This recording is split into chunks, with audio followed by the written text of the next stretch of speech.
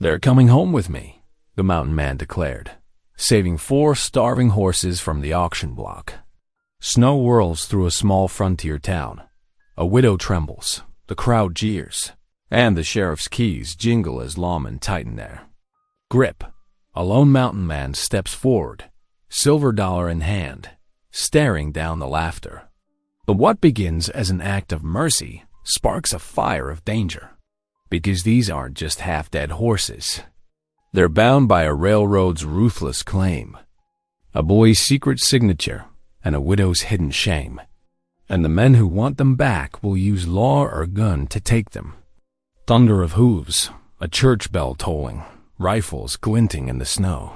Justice and mercy are about to collide on the frozen streets. Will one man's stand for decency save not only 4 broken animals, but also a woman's honor and a boy's soul? Or will mercy be crushed beneath the weight of the railroad's iron fist? Tell me in the comments where you're watching from right now, and if this story speaks to you, make sure you hit subscribe so you don't miss the next one. Biting. Wind howled through the streets, carrying stinging pellets of snow that cut like tiny knives. Larry Keene guided his wagon carefully through the deepening drifts, the 4 emaciated draft horses trailing behind on lead ropes. Beside him, Milla Rayner huddled deeper into her worn shawl, her shoulders shaking with more than just cold. "Thank you," she whispered, her voice barely audible above the winter wind. Those horses were all James had left in the world. Her voice caught. He gave up his own food to keep them alive. Laurie's weathered hands tightened on the reins. He'd seen the mockery in the townsfolk's eyes, heard their cruel whispers about James Rayner's foolishness. But he understood. A man's horses were more than just animals. They were partners. Friends who stood beside you through the worst the frontier could throw at you. "Your husband was a good man," Larry said quietly, his gruff voice gentler than usual. "Ain't nothing foolish about showing kindness to God's creatures." The wagon creaked and swayed as they made their way out of town. Behind them, the 4 starving horses plodded along, their heads hanging low. Even in their weakened state, Larry could see the quality of their breeding: strong legs, broad chests, the kind of horses that could work from sunup to sundown when properly cared for. "I don't know how I'll ever repay you," Mila said, twisting her thin fingers in her lap. "The bank took everything else when James passed. These horses were all I had left, and now I ain't looking to be repaid," Larry cut in. "Sometimes a body just needs to do what's right, is all." They passed the last buildings of town, the shocked faces of onlookers still visible through frost-covered windows. Larry knew what they were thinking, that he was as addled as James Rayner had been, spending his last silver dollar on horses that might not survive the week. But he'd learned long ago not to put much stock in town gossip. The wind grew fiercer as they left the shelter of the buildings behind. Mala shivered violently, and Larry shrugged out of his heavy buffalo coat, draping it around her shoulders. Without a word, she started to protest, but he shook his head. "Got plenty of warmth in me," he said. "Been working these mountains too long to let a little snow bother me none." As they traveled, Larry studied the horses following behind. Their ribs showed stark against their dull coats, and their eyes were glazed with exhaustion. But there was still life in them. With proper care, good feed, and a warm barn, they could recover. He'd seen worse cases pull through. "My place ain't much," he said after a while, breaking the comfortable silence that had fallen between them. "But there's a solid barn with fresh hay, and the spring behind the house never freezes. We'll get some weight back on these beauties." Mela turned to look at him, her eyes bright with unshed tears. "We?" Larry felt his face grow warm, and he was glad the wind had already reddened his cheeks. "Well, seems to me these are still your horses. Reckon you might want to help nurse them back to health." He cleared his throat. "Got a spare room in the cabin, if you've a mind to stay on for a spell. No proper lady should be without a roof over her head in weather like this." A ghost of a smile touched Mila's lips, the first he'd seen since the auction. "I do know a fair bit about caring for horses," she said softly. "James taught me everything he knew. And I can cook, keep house." "Then it's settled," Larry said, as if it had been decided all along. "We'll get these 4 back on their feet, and come spring, they'll be ready to work again. Good draft horses like these, they'll fetch a fair. Price at market, enough to give you a proper fresh start." He saw something flicker in Mila's eyes at that, but she didn't speak. Instead, she reached out and laid her hand briefly on his arm, a gesture of gratitude that said more than words could express. Larry nodded, understanding perfectly. The snow continued to fall as they made their way toward his homestead, but it seemed less bitter now. Behind them, the 4 horses plodded steadily onward, following the promise of shelter and care. And though none of them knew it yet, they were all taking the first steps toward something new, not just survival, but healing for horses and humans. Alike thought the wagon wheels groaned against the frozen ground as Larry guided them away from town. The 4 skeletal horses struggled with each step, their labored breathing visible in the frigid air. Snow had begun falling harder now, creating white curtains that danced in the dying light. Mila sat stiffly beside Larry, her shoulders trembling. Her face was drawn with a mixture of shame and relief as she stared straight ahead. After several minutes of silence broken only by the crunch of wheels on snow, she drew a shuddering breath. "The railroad foreman, Mr. Briggs," she began, her voice catching. "He came to James with promises. Said he'd make us rich if James signed some papers." Fresh tears spilled down her cheeks. "Before we knew what happened, we owed more money than we'd ever seen. Then James took sick, and Briggs." She broke down completely, shoulders heaving with sobs. Larry's jaw tightened, but he kept his eyes on the road. He'd heard stories about Briggs and his schemes, seen too many honest folks lose everything to men like him. The horses' hooves made soft thuds in the deepening snow as they approached the lonely crossroads dotted in the gathering dusk. A shadow detached itself from behind a stand of bare cottonwoods. Larry's hand moved instinctively toward his rifle, but he relaxed when he saw it was just a boy, thin as a rail and shivering in clothes too light for the weather. "Tahu?" Mela's voice was thick with surprise. "What are you doing out here?" The Apache boy stepped closer to the wagon, his dark eyes fixed on the horses. "I had to know they were safe," he said quietly. "I gave them oats when no one was looking, every night I could." Larry studied the boy's face, seeing the same concern for the animals that had driven him to spend his last dollar. Without a word, he reached down and lifted Tahu onto the wagon seat between them. The boy's clothes were paper-thin against the cold. "Reckon anybody looking for you?" Larry asked roughly. Tahu shook his head. "My uncle works at the livery, but he went north for winter work. Said I should find a place in town, but..." He trailed off, glancing at the horses again.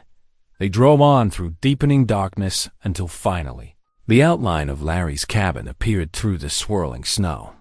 A lamp burned in the window, its light catching on the frost that rimmed the glass. Larry had left it burning that morning, never expecting to return with such a crowd. He helped Mila and Tahu down from the wagon, then led the exhausted horses into his barn. The animals stamped weakly on the straw-covered floor, steam rising from their nostrils in the cold air. Larry made sure they had water and small portions of hay. Too much food too fast would only make them sick. Inside the cabin, he stirred up the fire in the potbelly stove and set out what food he had: a loaf of brown bread and a pot of beans he'd cooked the day before. Mila and Tahu sat at his rough-hewn table, both looking uncertain of their place in this sudden arrangement. Before touching her food, Mila bowed her head. "Dear Lord," she whispered, "thank you for your mercy today, for bringing these horses to safety, and for the kindness of strangers." She raised her eyes to Larry for a moment, then lowered them again. Amen. Tahu watched her carefully, then mimicked her gesture, bowing his own head briefly before eating. Larry noticed how the boy's eyes widened at the sight of the food, wondering how long it had been since his last real meal.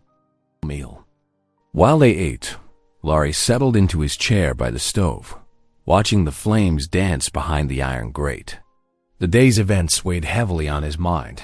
4 half-dead horses, a widow with nothing left but her faith, and a boy who'd risked punishment to feed starving animals.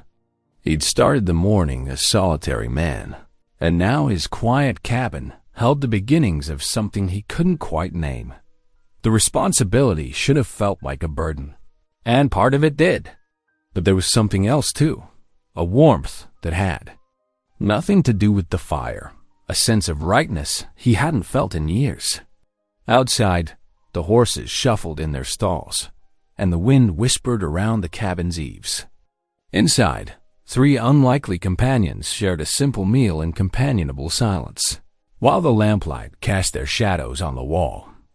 Dawn crept over the horizon, painting the snow-covered landscape in shades of pale gold. Larry Keene was already awake, pulling on his heavy coat before the first light touched the cabin windows. The bitter cold nipped at his face as he made his way to the barn, his boots crunching through fresh snow. Inside the barn, the 4 horses stood quietly in their stalls. Their ribs showed like barrel staves against their dull coats, catching shadows in the lantern light. Larry's chest tightened at the sight, but he set his jaw and got to work. He pumped water into a bucket and set it near the stove he'd installed years ago for winter emergencies. While it warmed, he measured out small portions of oats. The barn door creaked, and Mela stepped inside, a worn shawl pulled tight around her shoulders. Frost sparkled in her hair as she moved toward the nearest horse. "Be strong in the Lord and in his mighty power," she whispered, running gentle fingers along the animal's neck. The horse's ears twitched forward at her touch. "We have to go slow with the feed," Larry explained, mixing the warmed water with oats. Too much grain too quick would kill them sure as starvation. He demonstrated the careful way to hold the bucket, letting each horse take small sips of the thin gruel. The door opened again as Tahu slipped in, arms full of split wood for the barn stove. "I can help," he said, stacking the logs neatly. His eyes were bright with purpose, and Larry nodded in approval. They worked together through the early morning, moving between the horses with quiet efficiency. Larry showed them how to check for signs of colic or fever, how to brush the matted coats without causing pain to protruding bones. Mila continued her soft prayers, and even Larry found comfort in the familiar words drifting through the barn. When the morning chores were done, they returned to the cabin. Larry stoked the fire while Mila put coffee on to boil. She found salt pork in his stores and soon had it sizzling in a pan. The familiar scents filled the small space, making it feel more like a home than it had in years. Over breakfast, Mila's hands trembled around her coffee cup. "James wouldn't have taken the loan if not for me," she said suddenly, her voice barely above a whisper. "I wanted a proper house, with glass windows and a garden. He worked so hard to give me that dream." She set the cup down, tears gathering in her eyes. The railroad kept adding fees, changing terms. James couldn't eat, couldn't sleep. He gave his portions to the horses, said he couldn't bear to see them suffer. Her voice broke. "He just wasted away, and I couldn't stop it." Larry listened in silence, his jaw tightening at the familiar tale of railroad greed. He'd seen too many good people broken by men who traded in paper promises and iron rails. When Mila finished speaking, he simply nodded, understanding that sometimes there were no words big enough to hold such grief. The afternoon found Larry in the barn again, this time with hammer and nails. A loose plank had been letting in drafts, and he worked methodically to secure it.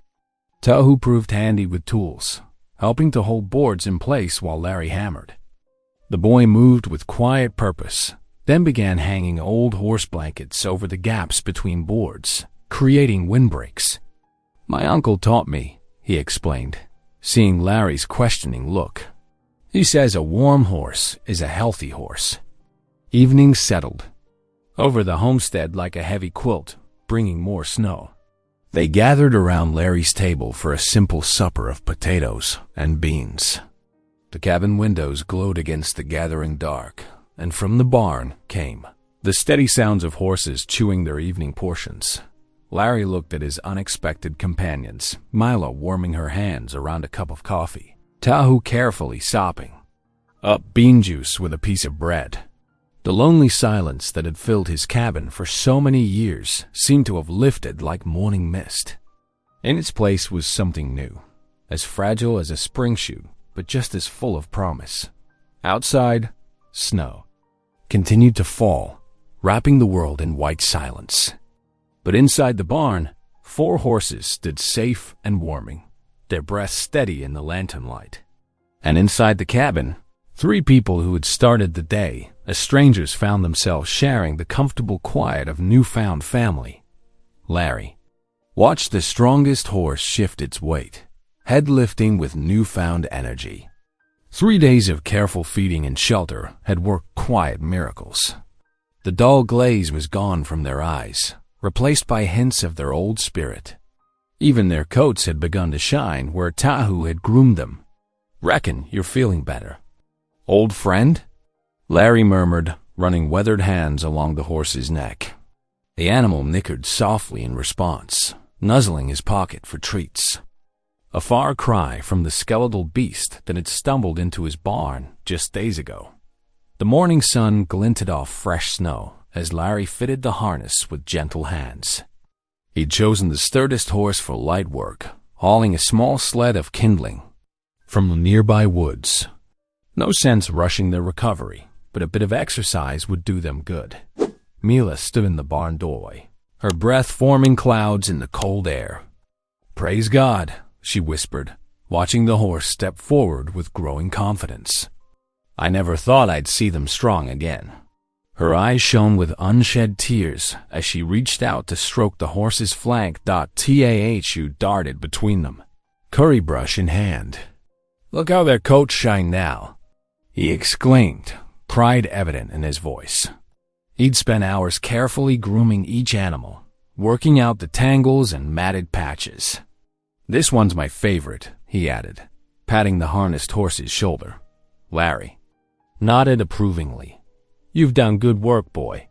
They trust your hands now." The horse's improved condition was as much due to Tahu's devoted care as anything else. The boy had a natural way with animals, patient and gentle despite his young age. The day passed in peaceful routine. Larry made 2 short trips to the woods, never pushing the horse beyond its strength. Mela kept watch from the cabin, pausing in her cooking to peer through frosted windows. Tahu split his time between helping Larry and tending to the other horses, singing soft Apache songs as he worked. Evening settled early, as it did in winter. They gathered around Larry's sturdy table, steam rising from bowls of beans and fresh cornbread. The cabin felt warm and snug against the gathering dark, lantern light casting friendly shadows on the log walls. The knock, when it came, startled them all. 3 sharp raps echoed through the cabin, making the dishes rattle. Larry rose slowly, his hand instinctively moving toward the rifle propped by the door. Through the window, he caught sight of a familiar broad-brimmed hat. "Evening, Reverend," he said, opening the door to find Reverend Holly on his step, snow clinging to his hat and coat shoulders.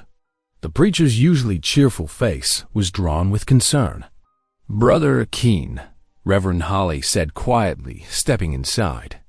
He nodded to Mila and Tahu, but turned quickly back to Larry. "Need to speak with you, privately, if possible." Larry led him to the far corner of the cabin, though in the small space, privacy was mostly illusion. The Reverend's voice dropped too, barely above a whisper. "Briggs is making moves," he said, naming the railroad foreman. Claims those horses are railroad property, collateral for grading crew work. Says he's got papers to prove it. The preacher's weathered face creased with worry. He's talking about sending deputies out here to seize them. Across the room, Mila's face went pale. Her hands trembled as she set down her spoon, the old fear of loss and public shame washing over her features. Tao's eyes went wide, darting. Between the adults, Larry's fingers tightened on the edge of the table until his knuckles showed white. But his voice remained steady. "Let him come," he said simply. The words carried quiet steel. Reverend Holly studied him for a long moment, then laid a gnarled hand on Larry's shoulder. "I'll pray for courage for us all," he said softly. "The Lord sees justice, even when men try to hide it under paper and ink. With that, the preacher turned toward the door, settling his snow-crusted hat back on his head. "Good evening to you all," he said, and stepped out into the swirling storm. Larry closed the door behind him, then stood for a moment with his hand on the rough wood. The cabin had gone quiet except for the pop and crackle of the fire in the hearth. Mila sat frozen, her half-eaten cornbread forgotten. Tahu huddled in his chair, looking small and worried. The silence stretched, heavy with unspoken fears. Through the walls came the soft sounds of the horses moving in their stalls, peaceful and unaware of the threat gathering against them. Larry finally turned back to the table, his face set with quiet determination. Dawn crept over the mountain peaks, painting the snow-covered valley in shades of pink and gold. Larry stood at his cabin window, the familiar weight of his Winchester rifle in his hands. He ran a cloth over the barrel out of habit, then paused, looking out at the peaceful morning scene. After a long moment, he set the weapon back in its rack. "Ain't the answer," he muttered to himself. "Not unless there's no choice left." Instead, he pulled on his heavy coat and headed to the barn. There was work to be done, practical work that might help if trouble came calling. He began checking the stockade fence posts, testing each one for weakness. The horses watched him with bright eyes, their conditions improving daily under gentle care. Tahu appeared at his side, breath clouding in the cold morning air. The boy carried a hammer and some spare planks, eager to help as always. He watched Larry work for a while before speaking. "If the bad men come, do we fight them?" His young voice wavered between fear and determination. Larry straightened up, looking down at the boy's earnest face. "Not with bullets," he said quietly, "unless there's no other way." He handed Tahu a nail. Sometimes the bravest fight is standing firm without raising a fist. They worked through the morning, reinforcing the barn door hinges and mending gaps in the corral fencing. Mila brought them hot coffee and corn mush around mid-morning. Her shawl pulled tight against the window as the sun climbed toward noon. The first of the neighbors began passing by. They made poor excuses about checking fence lines or hunting rabbits, but their real purpose was clear in their lingering looks and whispered conversations. "Art, he's harboring stolen stock," one man muttered to his companion, loud enough to carry. Another added, "And that squaw boy, too. Ain't natural, mixing like that." Mila stood at the cabin door, a basket of potatoes in her arms. Her back stiffened at the cruel words, but she lifted her chin and walked steadily to the outdoor table, where she began peeling the vegetables for stew. Her quiet dignity spoke louder than any angry response could have. Larry watched the neighbors drift away, their curiosity temporarily satisfied. His jaw clenched at their casual cruelty, but he kept working, showing neither anger nor shame. The short winter day faded quickly into evening. Inside the warm cabin, Mala's stew filled the air with rich aromas. They gathered around the table, steam rising from their bowls. The familiar routine of the meal almost masked the tension lingering from the day's events. Larry stirred his stew, seeming lost in thought. Finally, he set down his spoon and cleared his throat. Reckon there's something you both should know, he said slowly, seeing as we're in this together now. He stared into the fire for a moment before continuing. When I was young, barely more than Tahu's age, I got accused of horse theft myself. Mila and Tahu looked up, surprised by this revelation. Larry's weathered face showed the pain of old wounds as he continued. Was innocent, but that didn't matter much to folks who'd already made up their minds. I had to leave my hometown, start fresh out here in the mountains. His voice grew quiet. Been carrying that stain a long time, though I never took what wasn't mine. Understanding dawned on Mila's face. That's why you couldn't walk away from these horses, she said softly. Why you had to help them? Larry nodded, unable to meet her eyes. Figured maybe this time I could make it right. Show folks what truth looks like. Mila reached across the table and touched his rough hand with her own. God already sees the truth in your heart, Larry Keene, she said with gentle certainty. He knows who you really are. A wolf's howl echoed across the ridgeline, answered by others in the distance. Inside the cabin, the small family drew closer together, finding strength in their shared warmth. When it came time for evening prayers, Larry didn't hang back as he usually did. He bowed his head alongside Mila and Tahu, feeling something long dormant stirring in his heart. The simple words of faith, spoken in Mila's clear voice, seemed to fill the cracks in his spirit like spring water seeping into dry ground. In that moment, surrounded by the family he'd somehow gathered, Larry felt the first real stirrings of faith returning. Not the rigid religion of his youth, but something warmer and truer, like the difference between reading about fire and feeling its healing heat on cold hands. 2 days passed, and the heavy snowfall finally eased. The morning sun cast long shadows across the pristine white blanket covering Larry's homestead. He stood in the barn, studying the 2 strongest horses with a critical eye. Their ribs still showed, but their eyes held more life now, and they stamped with renewed energy. Reckon it's time to see what they can manage, Larry said to Tahu, who was spreading fresh straw in the stalls. Help me hitch them to the small sled. The boy hurried to assist, his nimble fingers working the leather straps with growing skill. The horses snorted, their breath forming clouds in the cold air. Larry checked each buckle carefully, patting their necks and speaking soft words of encouragement. Not too much weight at first, he explained to Tahu. Just enough to test their strength. They set out toward the forest, the sled runners creaking over packed snow. The horses pulled steadily, though Larry could see the effort in their straining muscles.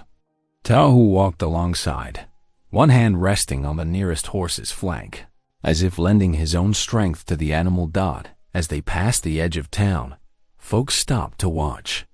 Larry noticed Mrs. Peterson on her porch, shading her eyes against the glare of sun on snow. Old Tom Baker paused in sweeping his store steps, leaning on his broom with undisguised interest. Those nags still standing? Someone called out, but the mockery in their voice held a note of surprise. Looking stronger every day, another responded, and Larry detected a hint of admiration there. They reached the woods where fallen branches lay scattered beneath the pine trees. Larry and Tahu worked steadily, loading the sled with dry wood. The horses stood patient, steam rising from their backs in the winter air. You're good with them, Larry said, watching Tahu stroke the nearest horse's nose. Got a natural touch. The boy's face lit up at the praise. My grandfather taught me about horses, he said softly. Said they know what's in your heart. The return journey proved the horses' growing strength. Though they struggled on the uphill sections, they never balked, pulling together like they remembered their own worth. Larry walked beside them, pride warming his chest despite the bitter cold. Back at the cabin, Mila had been busy. The smell of simmering stew greeted them, rich with wild onions Larry had found stored in the root cellar, and meat from a rabbit he'd trapped the day before. She stirred the pot hanging over the fire, her cheeks flushed from the heat. "The horses did well?" she asked, ladling the steaming stew into bowls. "Better than I hoped," Larry replied, hanging his coat by the door. He caught her eye and added, "Much obliged for the hot meal." Mila's expression softened, a smile touching her lips. "It's the least I can do," she said, "after all you've done for us." Tahu didn't wait for further conversation, diving into his bowl with enthusiasm. His grin spoke volumes about both the meal and the day's success. The peaceful moment was interrupted by an urgent knock. Larry opened the door to find Sarah Collins, one of the town's widows, her thin shawl dusted with snow. "Hate to trouble you," she said, twisting her hands, "but our stove's gone cold, and we've no wood left. Martha Jones and I," she gestured to her elderly neighbor waiting in the yard, "we heard you were out cutting today." Larry exchanged glances with Mila and Tahu. Without a word, they all moved to action. While Mila invited the women inside to warm themselves, Larry and Tahu returned to the barn. The horses accepted their harness again without complaint, as if understanding the need. They loaded the sled high with split wood, more than enough to see both widows through several bays. The horses pulled steady and true through the gathering dusk, their earlier work seeming to have strengthened rather than tired them. At the widows' homes, Sarah Collins pressed Laurie's hand between both of hers. "God bless you all," she said, including Mila and Tahu in her grateful look. "Not everyone would help strangers these hard times." "We're neighbors," Larry replied simply. "Ain't strangers." Martha Jones nodded firmly. "We'll make sure folks know what you've done. Some been spreading mean tailies, but we'll set them straight." That evening, back in their warm cabin, the small family shared the last of Mila's cornbread. Laughter came easier now, the tension of recent days softening around the edges. Tahu told stories of his grandfather's horses, while Mila hummed an old hymn as she mended by the fire. None of them noticed the distant lantern light among the trees, where dark figures gathered to watch the cabin. Their presence was a shadow on the edge of the peace that had settled over Larry's homestead, a reminder that not all threats had passed. Dawn broke cold and clear over Larry's homestead. Fresh snow had fallen during the night, coating everything in pristine white except for the telling tracks that circled the property. Larry stood at the barn door, studying the footprints with narrowed eyes. At least 3 men had moved through the shadows while the household slept, their boot marks clear in the new powder. He shouldered his rifle and began a careful patrol of the perimeter. The tracks told a story he didn't like the watchers had. Crept close to both barn and cabin, lingering near windows, listening. They'd taken their time, confident no one would challenge them in the dark. Inside the cabin, Mila stood at the window, her face drawn with worry. Her lips moved in constant prayer as she worked at her morning tasks. "Lord, keep us safe," she whispered, kneading bread with more force than necessary. "Protect this home and all within it." Tahu sat cross-legged by the hearth, the steady scrape of stone on metal filling the room as he sharpened their old hatchet. His young face was set with determination, though his hands trembled slightly at the task.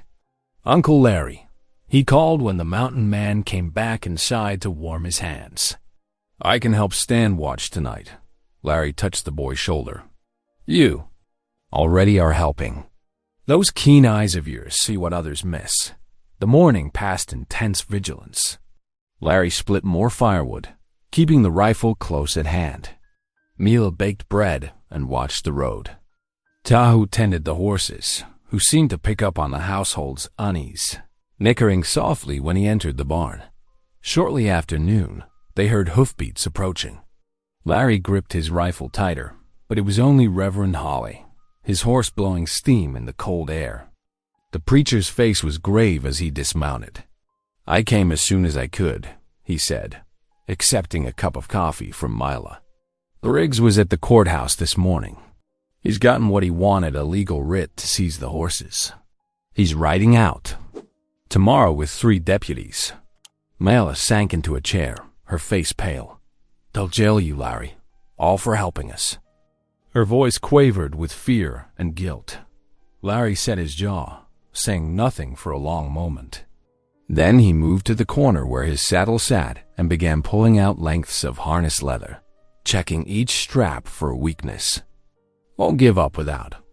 A stand, he said finally, working oil into a cracked rein. Those horses earned their chance at life, same as we all have. They shared a quiet supper of beans and the fresh bread. Nobody had much appetite, but Mayla insisted they keep up their strength. As they cleared the dishes, Larry faced them both. Need you to be ready for the worst tomorrow, he said steadily. Whatever happens, I gave my word when I brought you here. Won't abandon either of you now. Tahu straightened his shoulders. We won't abandon you either, Uncle Larry. Mila wiped her eyes with her apron. God brought us together. He won't forsake us now. As night deepened around the cabin, they knelt together by the hearth. The fire cast dancing shadows on the walls. As Mila led them in prayer, her voice growing stronger with each word. Lord, we ask for deliverance, she prayed. Shield us from those who would destroy what you have built here. Give us wisdom and courage for whatever comes. Larry felt an unfamiliar peace settle over him as they prayed. Though danger waited with tomorrow's sun, he knew with sudden certainty that he'd chosen the right path. These people, this home, it was worth defending. In the barn, the horses shifted restlessly in their stalls. Their hooves scraped against straw as they sensed the tension in the air. The youngest Mar whinnied softly, answered by her companions. The cabin glowed in the darkness, lamplight spilling from its windows across the snow. To any watching from the woods, it might have seemed a fragile target, this small homestead standing against the power of the railroad. But within those walls, 3 hearts beat with shared purpose, strengthened by faith and the bonds of chosen family. Larry checked the doors, one final time before banking the fire for the night. Tomorrow would bring its trials, but for now, their fortress of light held firm against the black winter night. The eastern sky brightened to pearl gray as dawn crept over the snow-covered homestead. Larry had been awake for hours, watching through frosted window panes. The horses stamped quietly in their stalls, their breath creating clouds of steam in the cold morning air. The sound came first, the distinctive crunch of multiple horses moving through crusty snow. Larry straightened his shoulders and moved to the cabin door. Behind him, Mila clutched her shawl tight while Tahu pressed close to the window, his young face tense. 3 riders appeared through the morning mist. Briggs led them, his broad shoulders wrapped in a thick wool coat. 2 deputies flanked him, their badges catching what little sunlight filtered through the clouds. They reined up in the yard, snow spraying from their horses' hooves. Larry stepped out onto the porch, deliberately leaving his coat open despite the biting cold. He planted his feet wide, hands loose at his sides. The horses in the barn nickered. Sensing the tension, Briggs pulled a sheaf of papers from inside his coat. Got the law here, Keen, he called, his voice cutting through the crisp air. Those horses are railroad property. Step aside while we collect them. Reckon you're wrong about that. Larry's voice carried calm and clear across the yard. These animals ain't any man's property but God's. He put breath in their bodies, not your railroad. A sneer twisted Briggs's face. He jerked his chin at the deputies. Take them, he ordered. If he interferes, arrest him. The deputies exchanged uncertain glances, but started forward. Their hands hovered near their gun belts. Larry didn't move, though his muscles tensed beneath. Hey, Shirt, stop right there. The commanding voice rang out from the road. Reverend Holly strode through the snow, his black coat flapping. Behind him came a group of townsfolk, the widows Larry had helped with firewood, several farmers, even the mercantile owner. the Reverend planted himself between Larry and the deputies. "This is no way to handle a dispute," he declared.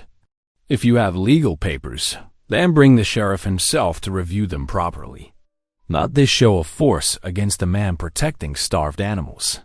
Briggs's face darkened with rage, but he glanced at the gathering crowd. Several people nodded at the preacher's words. The deputies stepped back, clearly relieved to avoid violence. "Fine," Briggs spat. "I'll bring Dobbins himself. Then we'll see about your noble rescuer here." He wheeled his horse around, snow flying. "Mount up," he barked at the deputies. They followed quickly, leaving churned snow and heavy silence behind. Once the riders disappeared around the bend, Mila's legs gave out. She sank onto a kitchen chair, trembling.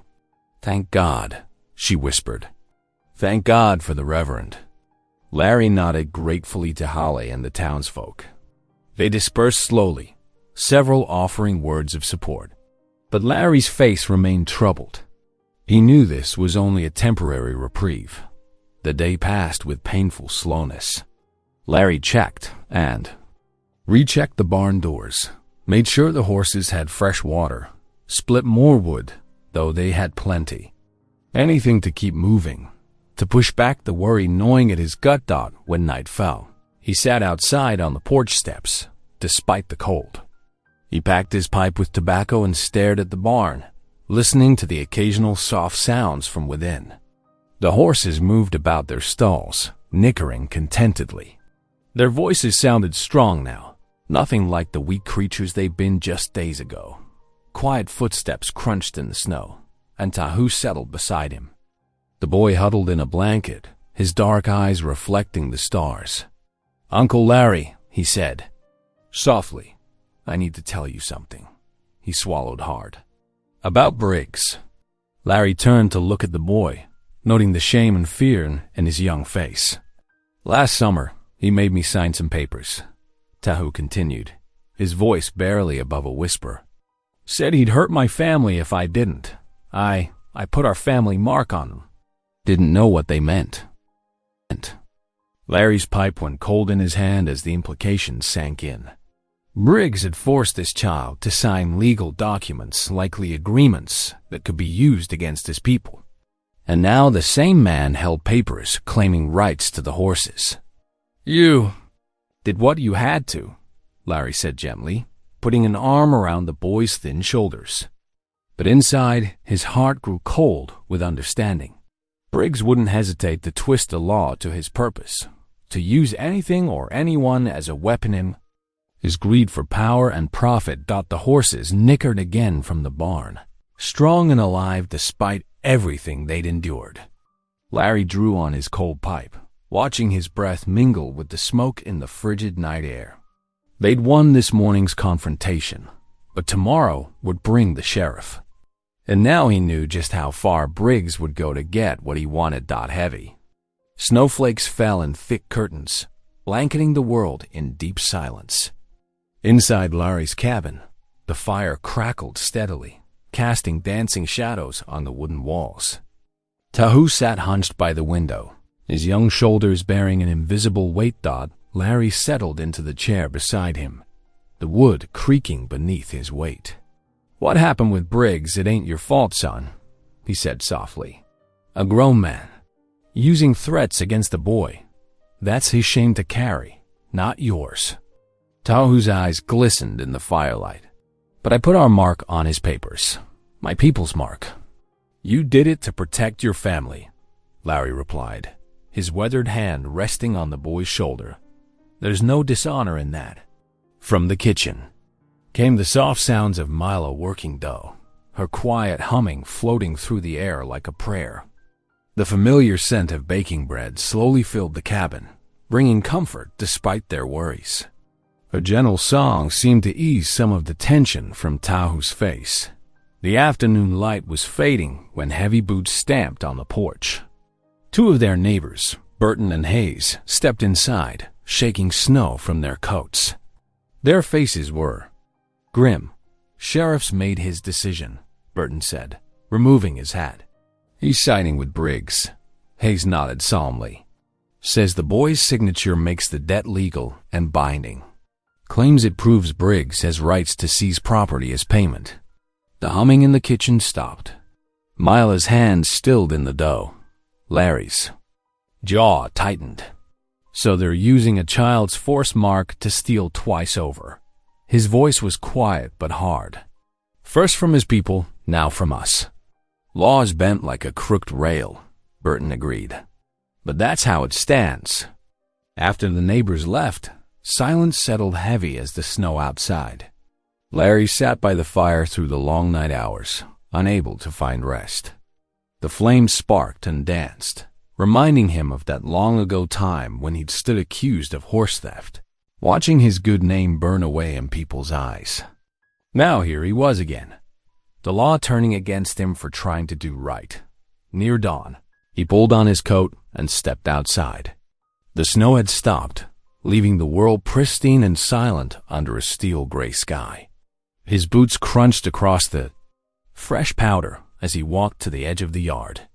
There, beneath the frozen heavens, he bowed his head. "Lord," he whispered, his breath clouding in the bitter air, "show me if mercy's worth the cost." He stood silent, the question weighing on his heart. These animals, this boy, the widow, they're all caught in man's greed. Is standing against it your will, or just my pride? The morning air grew absolutely still. No wind stirred the trees. The only sound was the steady breathing of the horses in their barn, strong and alive. In that moment, an unexpected peace settled over Larry, as though a gentle hand had touched his troubled spirit.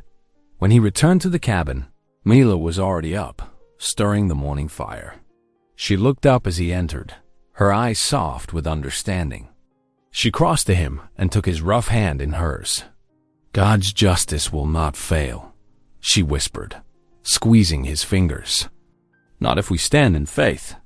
Tahu emerged from his sleeping corner, rubbing his eyes. Soon they sat together at the worn table, sharing bowls of steaming porridge. No one spoke, but their silence held a kind of strength. Outside, the storm had passed, leaving crystal clarity in its wake. They all knew what that meant. Briggs would not be far behind.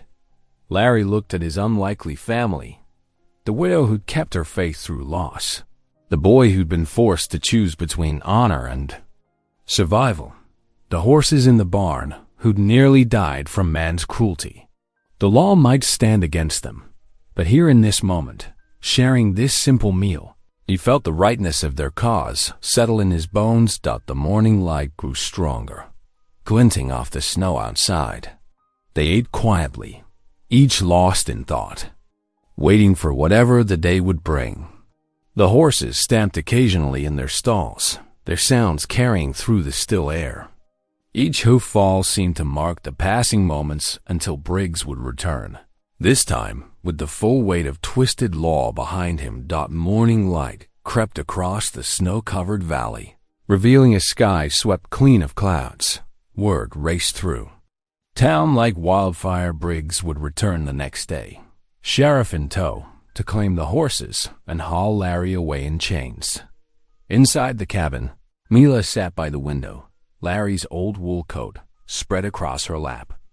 Her needle dipped in and out of the worn fabric, mending a tear along the shoulder seam. Her hands trembled slightly as she worked, making the stitches uneven.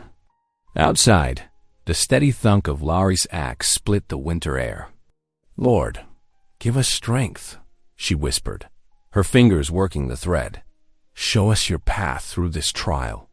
In the barn, Tahu moved between the horses, his small frame dwarfed by their bulk. The animals looked healthier now, their coats beginning to shine, ribs less prominent.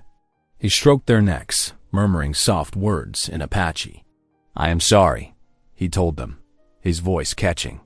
"The paper I marked, I did not know it would bring such trouble." One of the horses nickered gently, nudging his shoulder with its velvet muzzle.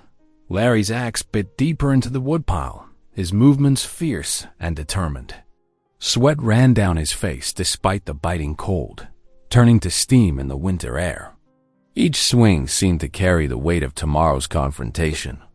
The wood split with savage cracks, like gunshots in the quiet morning dot when the sun touched the western peaks. They gathered for what might be their last supper together. Mila set out beans and the last of the cornbread, steam rising from the bowls.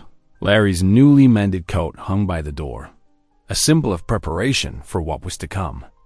"If they take the horses," Tahu said quietly, breaking the heavy silence, "they take more than just animals." Larry nodded, his face grave. "They take our word, our honor." He looked at the boy. "Your people's trust." "Perhaps," Mila set down her spoon, choosing her words carefully, "perhaps we could appeal to Reverend Hawley again. He knows Scripture's teachings on mercy and justice. The town respects his voice. The preacher's a good man," Larry agreed. He stared into his bowl, the weight of fear finally showing in his eyes. "But Briggs has the law behind him now.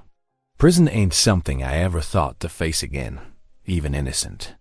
Mila reached across the table, her hand finding his. "You faced false accusation before. God saw you through. And now he's given us these horses to protect," Tahu added firmly. The evening deepened into night. Larry lay on his bunk, unable to find sleep. Mila's quiet prayers drifted from her corner of the cabin, a steady whisper of faith in the darkness. Tahu's soft breathing joined the gentle chorus of night sounds, the settling of logs in the fire, the distant cry of a coyote, the occasional stamp of horses in the barn. Larry's mind turned over every option, every possible path. He could fight his. Rifle was loaded and ready. He could run. The mountains offered plenty of hiding places. But neither choice sat right in his spirit dot as the first hint of dawn touched the eastern sky. Clarity came to him like a voice in the silence. Fighting with guns would only prove Briggs right about him being a criminal. Running would abandon these people who'd become his family. No, there was another way. He would ride into town before Briggs could come to them. He would face the man, in front of everyone, armed not with weapons, but with truth. Let the people see the real choice before them, mercy or greed, justice or power. Larry rose quietly, pulling on his mended coat. The fabric felt stronger somehow, bearing Mila's careful stitches. He moved to the door, pausing to look back at his sleeping family. Mila's face was peaceful in the fading firelight, her Bible close at hand. Tahu had curled into a tight ball under his blankets, looking younger than his years. Outside, the pre-dawn air bit sharp and clean. Larry's boots crunched across the crusted snow to the barn, where the horses greeted him with soft nickering. He chose the strongest of the four, the one that had recovered best under their care. As he saddled the animal, its coat gleamed in the dim light, a testament to how far they'd come from those starving creatures at the auction. "Steady now," he murmured, checking the cinch. "We've got some truth to tell." The horse stood calmly as Larry made final adjustments to the saddle, its breath steaming in the cold. This animal that had nearly died from Briggs's cruelty would now carry Larry to face him not in violence, but in dignity and faith. Dawn painted the eastern sky in pale gold as Larry cinched the last strap on the wagon harness. The rescued horses stamped their hooves in the crusty snow, their breath rising in white plumes. These weren't the same skeletal creatures from the auction block, good feed and gentle. Care had brought life back to their eyes, strength to their muscles. "You sure about this?" Mila asked, adjusting her shawl against the morning chill. She stood beside the wagon, her face a mix of worry and determination. Larry nodded, checking the traces one final time. Time to show the town what mercy can do. Tahu emerged from the barn, carrying their last measure of oats in a canvas bag. His small hands trembled, but his chin was held high. "The horses are strong now," he said. "Strong enough to face him." Larry mounted the lead horse, its coat gleaming in the early light. Mila and Tahu climbed onto the wagon seat, while the other 3 horses fell into step behind, hitched to the wagon. The small procession moved down the snow-packed road toward town, hooves crunching in the morning quiet. Along the way, homesteaders paused in their morning chores to watch. Some pointed, others whispered behind mittened hands. The horses that had been little more than skin and bone now moved with dignity, their heads high, muscles rippling under winter-thick coats. Old Man Peters stood at his fence, pipe forgotten in his hand. "Lord above," he muttered as they passed. "Them's the same creatures from the auction?" A group of children ran alongside for a spell, marveling at the transformation.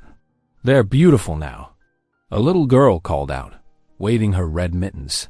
The sun climbed higher as they approached town, making the snow sparkle like scattered diamonds. Larry felt the weight of every eye upon them. He sat straight in the saddle, his mended coat buttoned against the cold. Behind him, Mila's quiet prayers mingled with the creak of wagon wheels. They rounded the last bend to find the town square, already occupied. Briggs stood on the boardwalk outside the general store, his dark coat making him look like an oversized crow. Sheriff Dobbins shifted uneasily beside him, badge glinting in the winter sun. A cluster of townsfolk had gathered, drawn by word of the coming confrontation. Larry guided his mount to the center of the square, the wagon following in a wide arc. The horses' hooves rang against the packed earth, proud and steady. He heard gasps from the crowd as they took in the animal's transformation.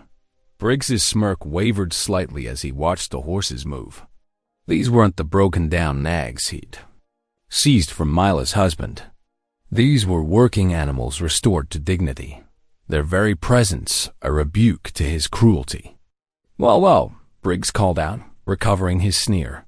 "Brought my property back, did you?" He pulled a folded paper from his coat, waving it like a flag. "Got the law right here saying these animals belong to the railroad." Larry dismounted slowly, his boots striking the ground with purpose. He stood tall, though his joints ached from the cold ride. Mila and Tahu remained on the wagon seat, silent pillars of support. "These horses," Larry said, his voice carrying across the square, "were dying, starved near to death by your hand." He gestured to the animals, now strong and alert. "Look at them now. Look what mercy can do." The crowd stirred, murmuring. Several nodded, remembering the pitiful creatures from the auction. "Mercy don't matter to the law." Briggs spat. "Sheriff, you got your duty." But Larry wasn't finished. He took a step forward, his voice strengthening. "You wave that paper like it means something. But there's a higher law than what's written by men.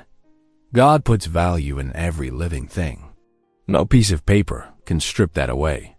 "Amen," someone called from the crowd.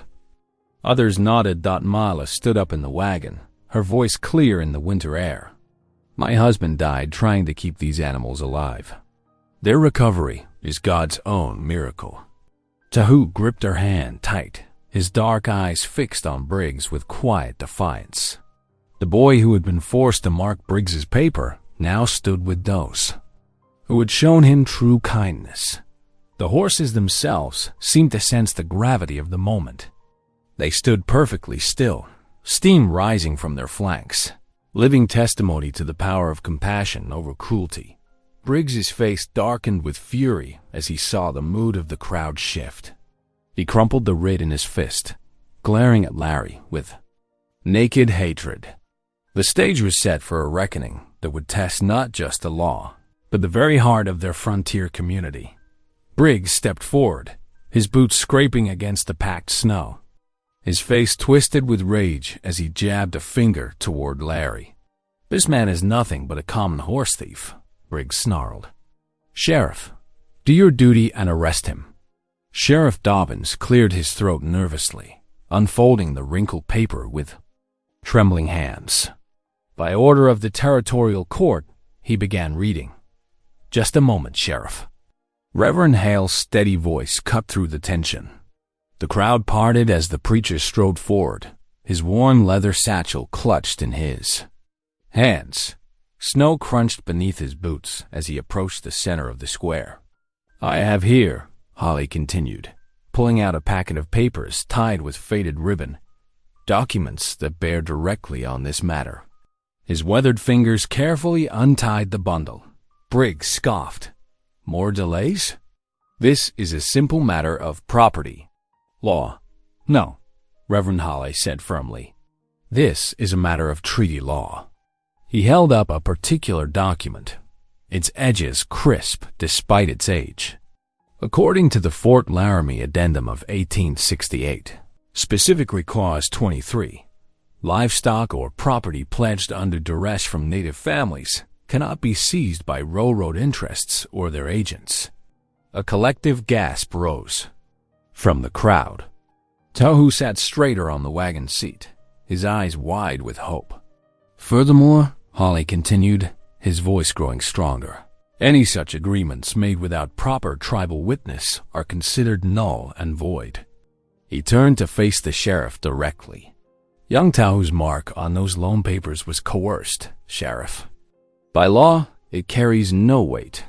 "This is nonsense," Briggs shouted, his face reddening.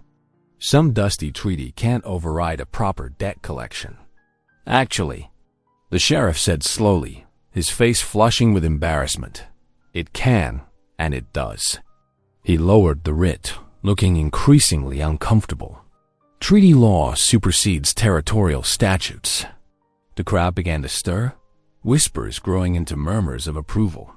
Someone started clapping, and others joined in. The sound echoed off the storefronts, growing stronger. Mila stepped down from the wagon, her boots hitting the snow with determination. She raised her voice so all could hear.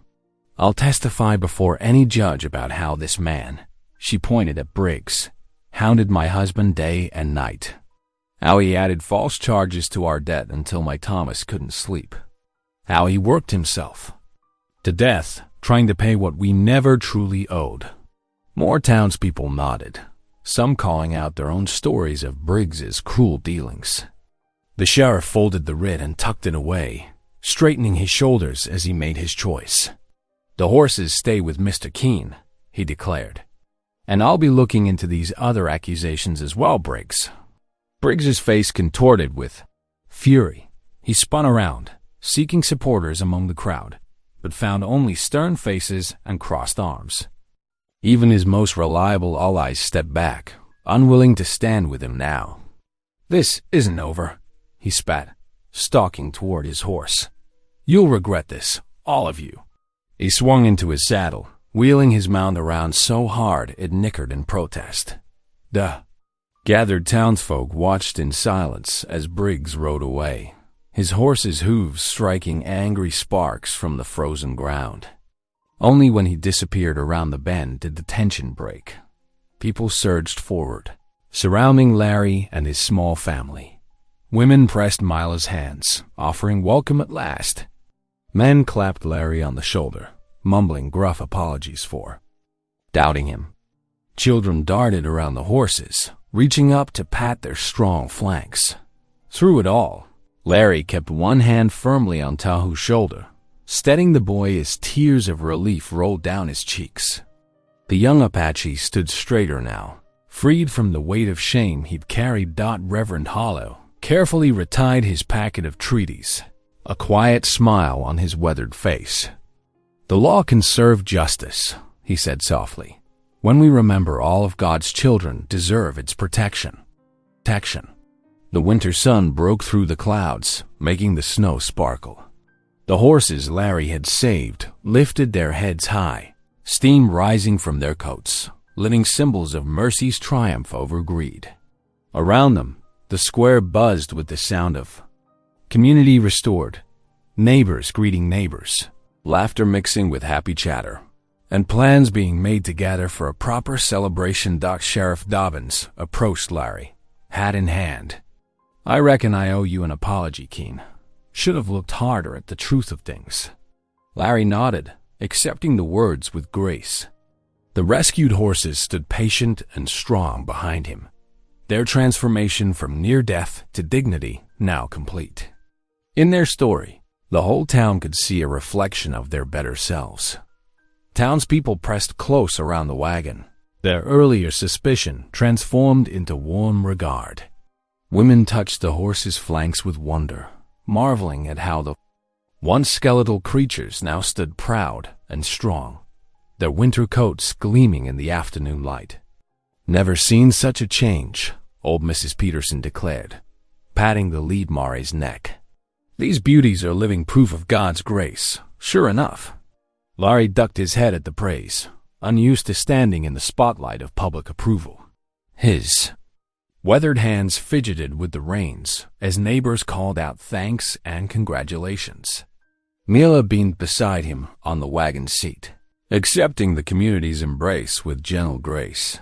They started home as the sun began its descent, the wagon creaking familiar notes beneath them. The horses' hooves crunched steadily through the snow, their breath rising in peaceful clouds. Larry felt the day's tension slowly release with each mile that passed.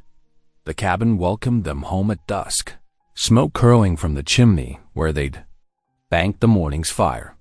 Inside, Mela set about preparing their celebration supper, humming as she chopped vegetables for her special stew.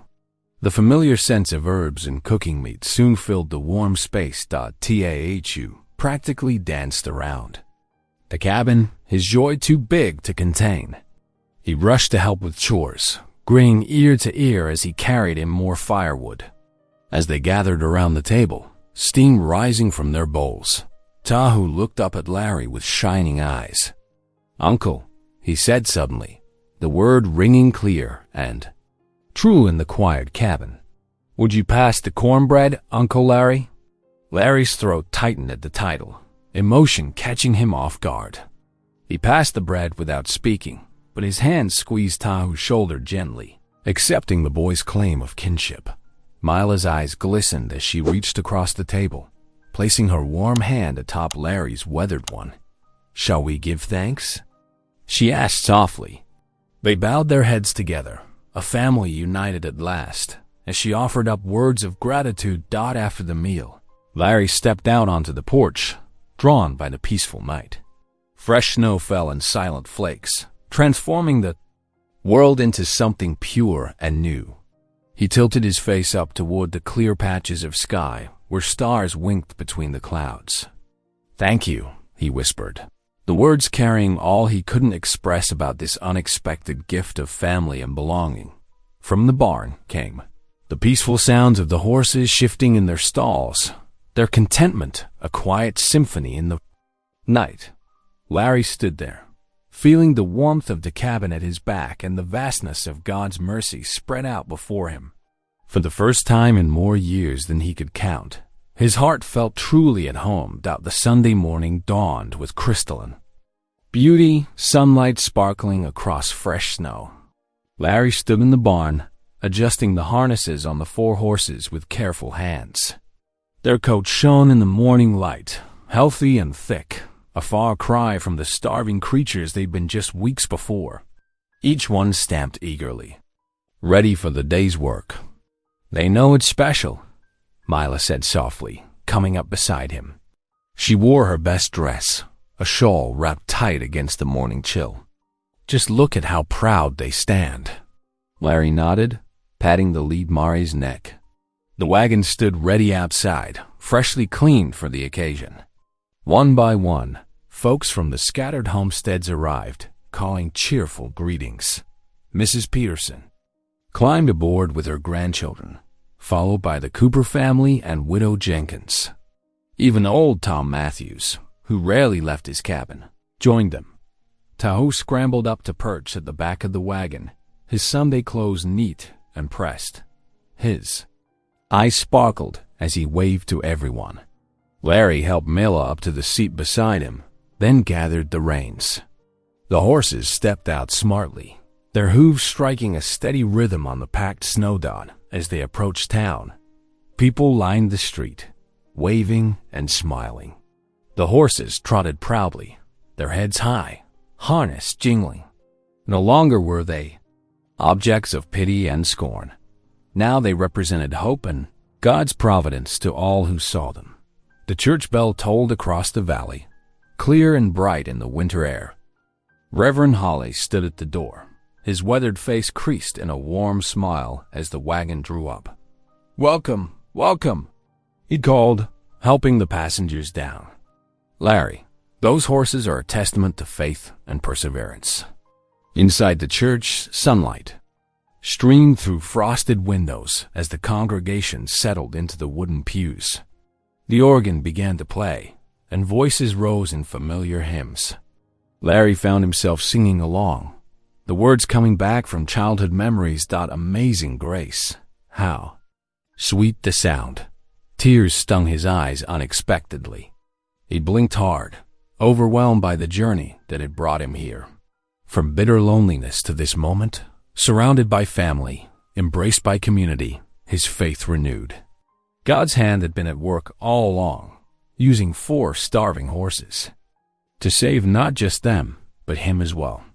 After the service, they loaded up for the ride home. The horses' hooves struck a steady rhythm like a heartbeat as they traveled through snowy fields. Mila hummed beside him, contentment in every line of her face. Tahu's laughter rang out from the back as he told stories to the other passengers. Larry smiled, feeling the rightness of it all settle deep in his soul.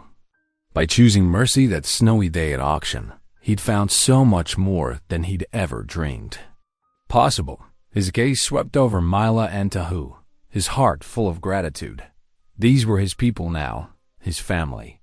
Together, they'd build a future bright with promise. If this story made you pause, reflect, or even smile, don't forget to subscribe. I post daily, and the next story might be exactly what you need to hear.